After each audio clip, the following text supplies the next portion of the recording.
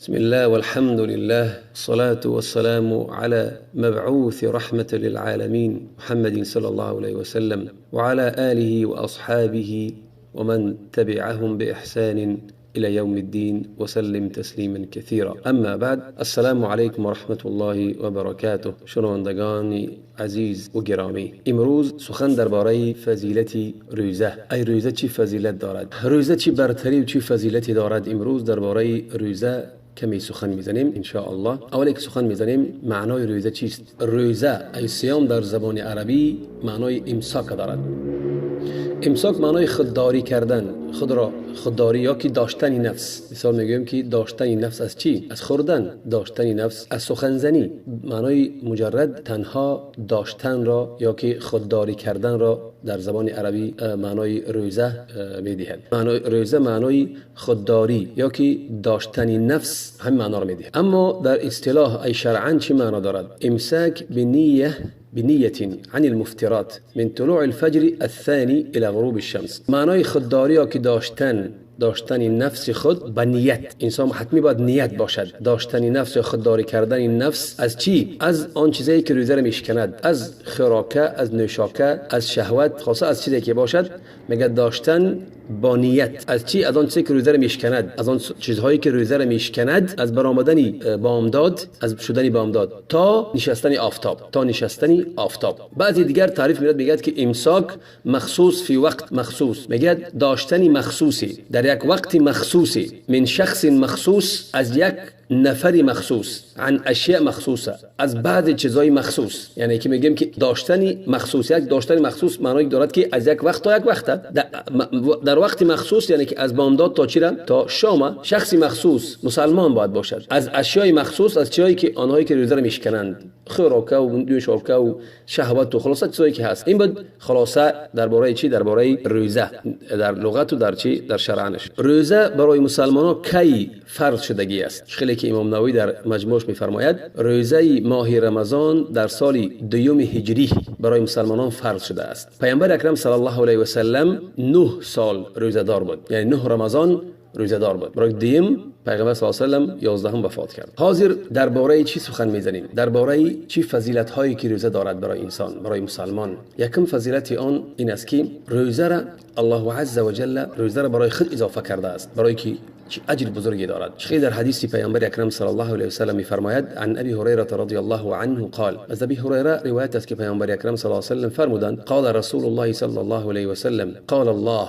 پیامبر اکرم صلی الله علیه و سلم فرمودند، گفتیم حدیث قدسی که بود، میگه الله فرمودند کل عمل ابن آدم له الا الصيام. هر یک عملی فرزند آدم برای خودش است مگر روزه. فانه لی، الله چی میگه؟ فانه لی، ایوای هر آینه روزه برای من است، برای من است. همینجا روزه را به خودش نسبت میدهد، برای من است. یکی دیگه عمل ها هم نماز و حج و دیگه هم برای الله است، یعنی انسان برای الله میکند. یکی در اینجا خاص الله چرا روزه را گفت که برای من است و انا اجزی به، و من پاداش او را من میدهم. حدیث در بخاری مسلم است. در روایت امام مسلم چی میگه؟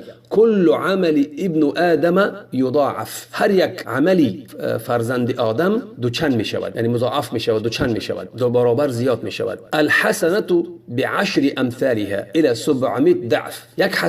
یک حسنه تا برابری قریب 700 بار زیاد می شود، به اندازه 700 بار زیاد می شود. قال الله عز وجل چی میگه؟ الا الصوم، مگر چی؟ مگر روزه. حدیث قدسی است، مگر روزه. فانه لی، هر آینه روزه برای من است، و انا اجزی به، و من پاداش او را من میدهم. برای چی میدهی الله؟ برای که یدع شهوته و طعامه من اجلی، ترک میکند آدم مؤمن و مسلمان روزدار شهوت شه، چی نمو شهوتی نباشد، و طعام شه، خوراکش و نوشاکش برای چی؟ برای من. در همینجا اهل علم بعضی همین درباره معنای حدیث بعضی چیزایی میفرمایند درباره فضل همین حدیث که چی خاصیت های خوبی دارد روزه. میگویند که در روزه ریا واقع نمی شود. برای چی؟ برای که روزه پنهانی است، هیچ کس نمیدونه که تو روزه دار هستی، تو اگر خودت نگویی. مثل دیگر مثلا عبادت ها، حج یا که نماز یا که دیگر عبادت ها نمایان هستند، مردم میبینن. لیکن روزه نمایان نیست، پنهانی است. این یک قول گفتن. باز گفتن که الله عز و جل تنها خودش میداند مقدار و اندازه پاداش را و دوچند کردن حسنات را، فقط خودش میداند که چقدر اندازه بیشتر و بیشتر به اندازه زیاد اجر دوچند میکند. باز گفته شد که روزه پسندیده ترین و محبوب ترین از عبادت ها است. به چی؟ به الله عز و جل. و باز اضافه روزه به الله، یعنی الله روزه را به خود اضافه کرد. فانه لی گفت برای من است. این اضافه چی است؟ اضافه تشریف و تعظیم همین عبادت است که وقتی که الله یک چیز اضافه کرد به خودش معنا دارد که اون همون چیزی که همون عبادت بسیار بزرگ و با شکوه است. چخلی که الله میگه ناقۃ الله یا که بیت الله، بیت الله اضافه میتید مسجد ها را به چی؟ به الله، به خودش، برای که چی؟ بسیار شان و شرف بزرگی دارد. باز روزه را مثال دعا کنیم، مردم دعا را برای دیگه کس میکنن. نیک روزه را یگان کس به یگان کس همچون عبادت روزه نمیگیرد. یگان کس به یگان کس همچون عبادت گفته عبادت کردنش روزه نمیگیرد. فقط روزه برای کیه؟ فقط برای الله است. فقط روزه برای الله است. یگان کس همچون عبادت سجده میکند، رکوع میکند، دعا میکند. نیکی همچون برای یک کس روزه گیرد و عبادت کند به روزه کس نیست، وجود ندارد. خیلی بر همین روزه بسیار فضلی بزرگی دارد. امام ابن رجب الحنبلی میگوید در همین معنای همین آیت که همه عملها دوچند میشوند، به ده ها مثل دوچند میشوند، حتی از ده ها تا چی؟ تا 700 بار برابر زیادتر میشوند، افزایش مییابند. مگر روزه عدد معین ندارد. روزه بی نهایت است، یعنی اجر روزه بی نهایت است. چقدر که الله خواهد به انسانی روزه داره اجر میدهد، معین نیست. نه از 10 تا 700 بله از این هم زیادتر است، بی عدد است، بی نهایت است اجری الله که میدهد برای روزه دار. برای روزه از صبر است، انسان صبر میکند، برای صبر میکند الله پاداشی صابرانه بی غیر حساب، بی حساب، بی اندازه پاداش میدهد. دویم برتری و فضیلت روزه چیست؟ که از بهترین عملها است در نزد الله. یکی از بهترین عملها عبادت ها در نزد الله است. خیلی که در حدیث پیامبر اکرم صلی الله علیه و آله از ابی امامه الباهلی رضی الله عنه قال، ابی امامه رضی الله عنه فرمودند که قلت یا رسول الله، ای رسول الله، مرنی بامر ینفعنی الله به.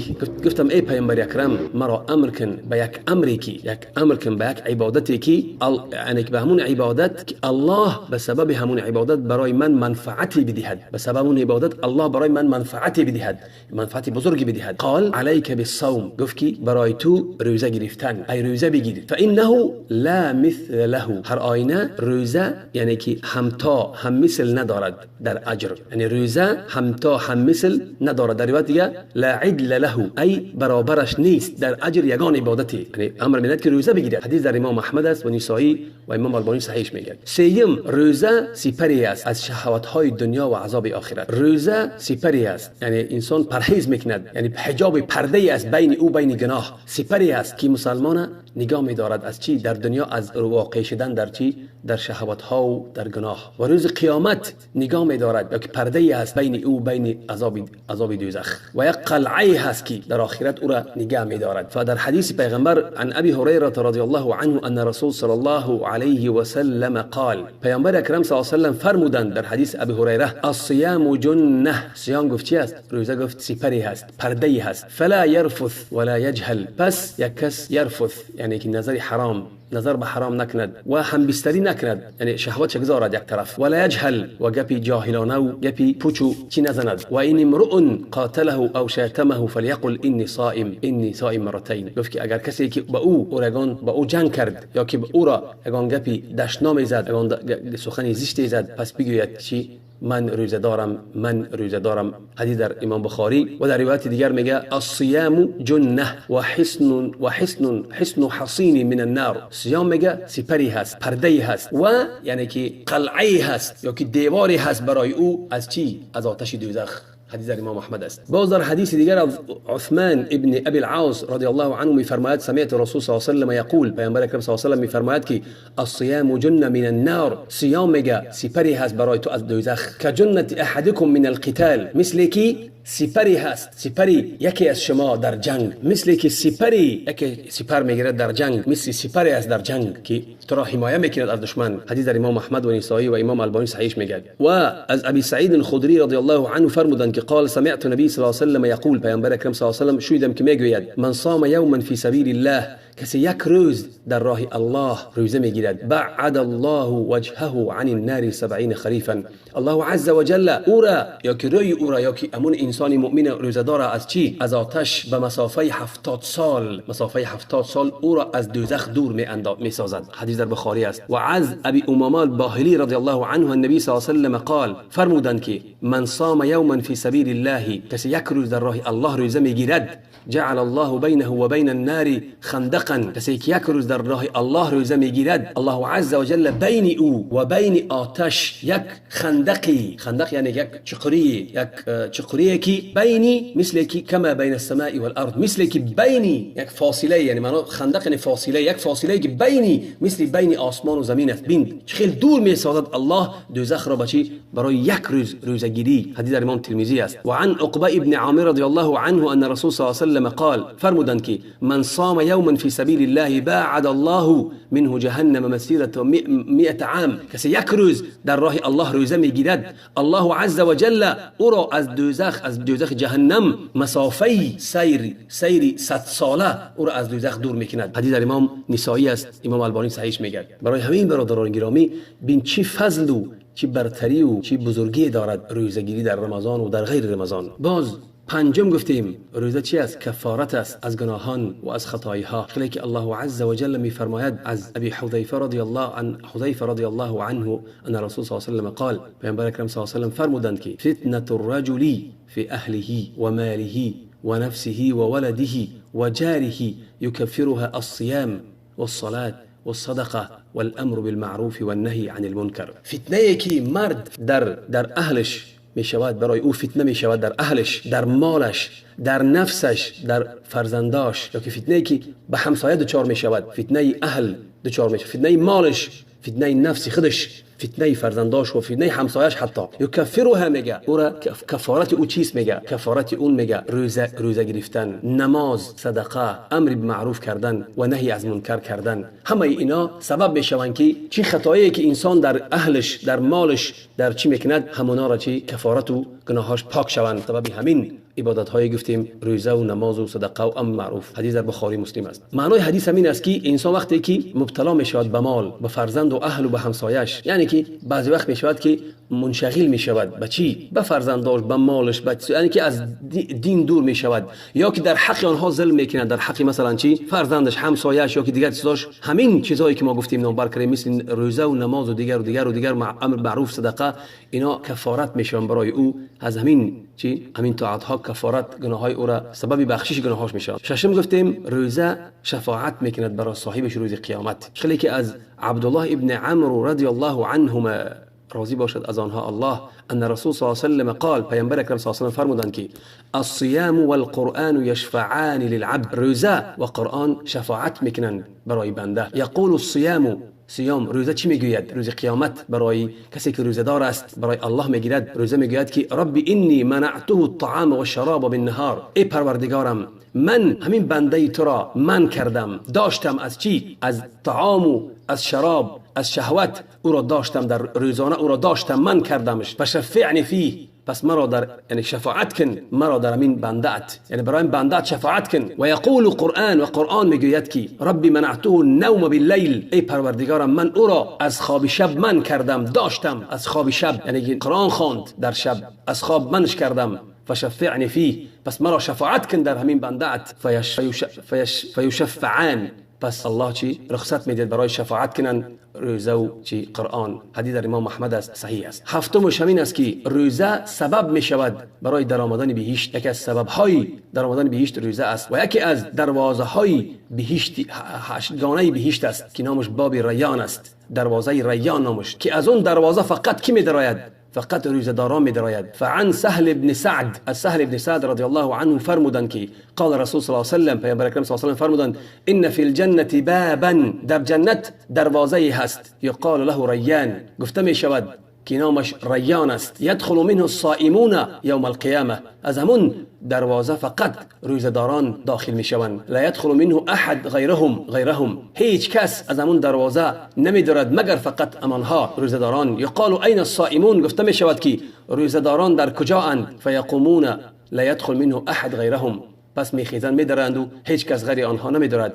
فاذا دخل آخرهم، اغلق. آخران آدمی که روزدار بود در دنیا اون می‌دراید از همون دروازه، پس بعد اون آخران که در آمد اون دروازه بسته می شود، هیچ کس بعد اون بعد همون دروازه نمی دارد. حدیث در بخاری مسلم است. و در روایت بخاری میگه در جنت 8 ابواب، در جنت 8 دروازه است. فیها باب یسمى ریان، دروازه هست که اون دروازه نام اون ریان است. لا يدخله الا الصائمون، از اون دروازه وارد نمیشن مگر روزداران. روزه که از عملهایی است که الله عز وجل وعده کرده است که صاحبش میبخشد و اجر بزرگش میدهد. شخلی که الله عز وجل سوره احزاب میفرماید ان المسلمین والمسلمات والمؤمنین والمؤمنات والقانتین والقانتات والصادقین والصادقات والصابرین والصابرات والخاشعین والخاشعات والمتصدقین والمتصدقات والصائمین والصائمات. همینجا نامبر کرد که روزداران از مردانه باشد یا که روزداران از زنک‌های بانوانی که روزه میگیرن. و الحافظین فروجهم والحافظات، آنانی که شرمگاه خدا را نگاه می‌دارن خلاصه و از مردان. و الذاکرین الله، آنهایی که الله همه وقت در یاد الله هستند، بیشتر الله یاد میکنن. و الذاکرات، زنهای بانوانی که الله یاد میکنن. الله چی در آخر؟ اعد الله لهم مغفره، الله عز وجل روز قیامت برای آنها چی آماده کرده است؟ مغفرتی، بخشش، پوزش گناهان و اجر عظیم و اجر بزرگی برای آنها روز قیامت آماده کرده است الله عز وجل. باز فضیلت نهم که برای روزدار دو چی است؟ دو خوشنودی و خوشحالی است. عن ابی هریره رضی الله عنه قال رسول صلی الله علیه وسلم للصائم فرحتان يفرحهما اذا افطر فرح و اذا لقي ربه فرح بصومه. ابی هریره روایت میکند که پیامبر اکرم صلی الله علیه و سلم فرمودند که برای روزدار دو خوشحالی و خوشنودی است که خرسند می شود، یعنی دو خوشحالی و خرسندی است که با آنها خرسند می شود آدمی چی؟ آدمی روزدار. یکی از آنها همین است که وقتی که افطار کرد، وقتی که شام شد و وی غذا خورد، در اون حالت خرسند می شود. برای چی؟ برای که انسان چی دارد؟ یعنی که میل به خوردن دارد، فطرت انسانی است. و اذا لقی ربه، هنگامی که پروردگارش روز قیامت که واخورد، باز به خرسند می شود، خوشحال می شود. به چی؟ برای روزه‌ای که گرفته است. حدیث در بخاری مسلم است. روزدار وقتی که میکشد روزه را خرسند می شود. برای چی؟ برای که گشنگی می رود، تشنگیش می رود، برای که الله با او را فطر چی؟ با او را کشادن روزه را در وقت معینش حلال دانسته است. و دویم همین است که وقتی که پروردگار که واخورد، روزدار آن سه که او را منتظر است از پاداش بزرگ، ثواب بزرگی، خوشحال و خوشنود می شود که الله برای او چی پاداش بزرگی آماده کرده است روز قیامت. به همین بسیار خوشحال و خوشنود می شود. دهم از فضیلت های روزه این است که یعنی که بوی دهانی، وقتی که انسان روزه که میگیرد بوی دهانش یعنی بوی یعنی که ناخوبی میکند، همون بوی خلوف میگن. خلوف میگه خلوف صائم در نزد الله میگه از بوی مشک خوشبویتر است. خیلی که انسان وقتی روزه گرفت او امین یگل سکینه بردی دهانی انسان بوی میکند. برای من از ابی هریره رضی الله عنه فرمودند که قال رسول صلی الله علیه و سلم، پیامبر اکرم صلی الله علیه و سلم فرمودند که والذی نفس محمد بیده، قسم به ذاتی که جان محمد صلی الله علیه و سلم در دست اوست، لخلوف فم الصائم، لام تاکیدی که بوی دهان روزدار، بوی دهانش اطیب عند الله، خوشحالتر است، خوشبویتر است در نزد الله از چی؟ از بوی مشک یا که مسک خوشبویتر است در نزد الله. حدیث در بخاری مسلم است. امام ابن عبد البر میگوید در کتابش تمهید که معنای که یرید ازکى عند الله تعالی اقرب لدیه و ارفع عنده من رائحه المسک، ای بهتر است، نزدیکتر است، بلندتر است از چی؟ از بوی مشک. 11 هم گفتیم دعای روزدار مستجاب است. این یکی از فضیلت ها و برتری هایی که الله عز وجل برای روزدار داده است. از ابی هریره رضی الله عنه قال، فرمودند که قال رسول صلی الله علیه و سلم 3 دعوات مستجابات، 3 دعوتی است که اجابت میشوند، قبول میشوند در نزد الله. دعای دعوت الصائم، دعای روزدار، دعای مظلوم و دعای مسافر. حدیث در امام بیهقی و طبرانی. روزه 12 هم فضیلت آن روزه پاک میکند دل انسان. از چی پاک میکند دل انسان؟ از کینه، از بغض و کینه، از فریب و نیرنگ، از وسوسه شیطان، از تنگدلی، از اینها، از بخیلی پاک میکند. خیلی که ان علی ابن ابی طالب رضی الله عنه، علی میفرماید که ان نبی صلی الله علیه و سلم قال، پیامبر اکرم صلی الله علیه و سلم فرمودند که صوم شهر الصبر، روزه ماه صبر ای ماه رمضان، و 3 ایام من كل شهر، و 3 روزه گرفتن از هر ماه 3 روزه گرفتن، یذهبن بوحر الصدر، ای میبرند چرا؟ کینه و بغضی بخیلی و وسوسه شیطان و از سینه انسان میبرد همین روزه. حدیث در امام احمد است و بیهقی و امام بزار و صحیح است. در روایت دیگر میگه که الا اخبرکم بما یذهب وحر الصدر، آیا من شما را آگاهی یا خبر دهم که به آن چیزی که همون بغض و کینه و غل و همون حسد و همون چیز سینه را میبرد. روزه 3 روز، روزه چی؟ روزه هر 3 روز در هر ماه روزه میگیرن کو من کل شهر. حدیث در نسائی است. همون 3 روز بید میگن کو. فضیلت 13 همش همین است که الله عز و جل روزه را چی گردانده است؟ از کفارت گردانده است برای بزرگی اجرش. خیلی که الله عز و جل روزه را کفارت گردانده است. مثل که انسانی که کفارت چی است؟ انسانی که در حج مثلا ذبح نمیکند، در حج و عمره کفارتش چی است؟ صیام یا که صدقه. کفارت کسی که خطا یا کسی همچون قصدن نو خطاان میکشد که الله عز و جل میگه فمن لم یجد فصیام شهرین متتابعین، کسی که همون دیه نیافت پس چی دم ماه پی در پی روزه گیرد. خلاصه همین یا که کفارت روزه چی قسم خوری، 3 روز روزه گیری، همه اینا را کفارت کرد. برای چی؟ کفارتش چی است؟ روزه گیری است. برای اونی که روزه چی شأن بزرگی دارد. و کسی که 14 فضیلت آن کسی که خاتمه یافت به روزه، خاتمه یافت وارد بهش می شود. خاتمه به روزه یافت. عن حذیفه رضی الله عنه النبی صلی الله علیه و سلم قال، پیامبر اکرم صلی الله علیه و سلم فرمودند که من صام یوما ابتغاء وجه الله ختم له بها دخل الجنه. پیغمبر صلی الله علیه و سلم کسی که یک روز در راه رازگی الله روزه میگیرد پس در همون روز وفات میکند، عمرش خاتمه مییابد، وارد بهش میشود. یعنی به همون روز روزدار بود و چی و خاتمه یافت، عمرش وارد بهش میشود. حدیث در امام احمد است، صحیح است. و در روایت دیگر میگه که من ختم له بصيام یوم یرید به وجه الله عز وجل ادخله الله الجنه. کسی که خاتمه یافت حیاتش در صورتی که روزدار بود و روزش برای الله، تنها برای الله بود، الله عز وجل وارد بهش میکند. امام اصفهانی روایت کرده است. باز 15 فضیلتی روزه همین است که روزه راهی است که برای چی؟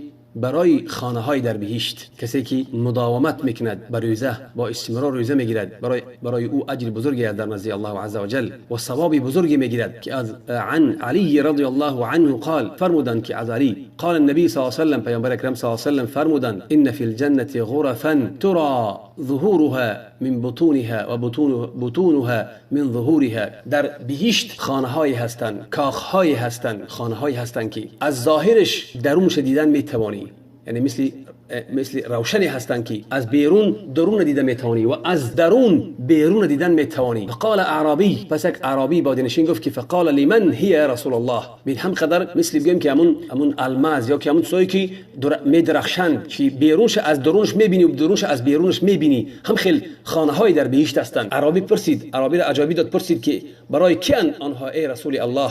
قال لمن اطاب الكلام، برای آن کسی که سخنی نیک میزند، سخنی خوب میزند، و اطعم الطعام و خوراک میدهد. و خوراک میدهد یکم شرط، سخنی نیک میزند. دیم مردمی کم بغل خوراک میدهد. و ادام الصيام، و صیام یعنی دائما در روزدار باشد، یعنی که ادام الصيام روزه میگرفت، دائما روزه میگیرد. و صلى بالليل والناس نيام، و شب را بیدار کند، نماز شب خواند در حالتی که صورتی که مردم خواب هستند. برای همون است میگه پیغمبر اکرم صلی الله علیه و سلم، حدیث امام ترمذی است، صحیح است. برای همین برادران و خواهران گرامی، بسیار حدیث ها، آیات های پرمضمون هستند، بسیار برکتی دارند، بسیار فضیلتی بزرگی دارد روزه برای روزگیران. برای همین روزه را خالص برای الله گیرید، نه برای ریا، نه برای مردم، فقط برای الله گیرید. پاداش او را از جانب الله دریافت کنید که روزه ما و شما نه فقط گرسنگی و تشنگی باشد، ولی روزه ما و شما در نزد الله مقبول باشد. برای همین در ماه رمضان عبادت کنید، روزه گیرید،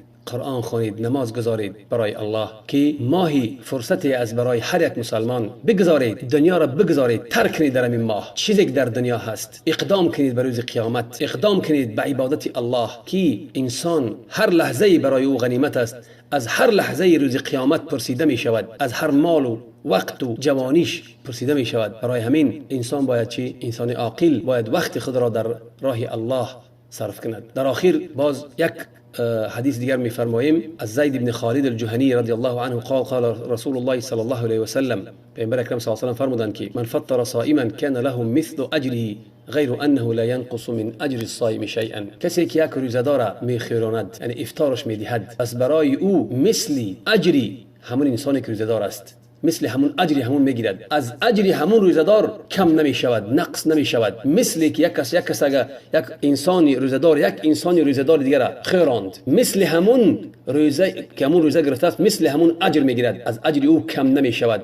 برای همین کوشش کنید در صدقه دادن، در زکات مال باشد دادن، در سخن نیک، در همه عبادت هایی که برای الله پسند است تلاش و کوشش کنید. این هم برای شما و هم برای من است، پند است، اندرز است برای من و شما. از دعای نیک خود ما را فراموش نکنید. و السلام علیکم و رحمت الله و برکاته.